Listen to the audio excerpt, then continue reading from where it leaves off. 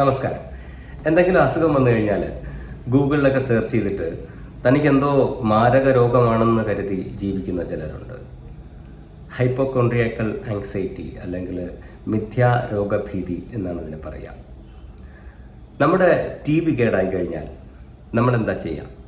നമ്മൾ ആ ഒരു ടി വി മെക്കാനിക്കിൻ്റെ കൈ കൊണ്ട് കൊടുക്കും, ഇതിൽ പടം വരുന്നില്ലെന്ന് പറയും. എന്നിട്ട് നമ്മുടെ വീട്ടിൽ വന്ന് നമ്മൾ സമാധാനമായിട്ട് നമ്മൾ മറ്റു കാര്യങ്ങൾ ചെയ്യും. മറിച്ച് അതിൻ്റെ IC അടിച്ചു പോയതാണോ, അതിൻ്റെ ബോർഡിൻ്റെ കംപ്ലൈൻ്റ് ആണോ എന്നൊക്കെ ഓർത്ത് നമ്മൾ തല പുകയ്ക്കാറുണ്ടോ? ഇറ്റ്സ് നോട്ട് അവർ ഹെഡ് ഏക്ക്. അതിന് തല പുകയ്ക്കുന്നതിന് വേണ്ടി കൂടിയാണ് നമ്മൾ ആ ടി വി മെക്കാനിക്കിന് പേയ്മെൻറ്റ് ചെയ്യുന്നത്, അല്ലേ?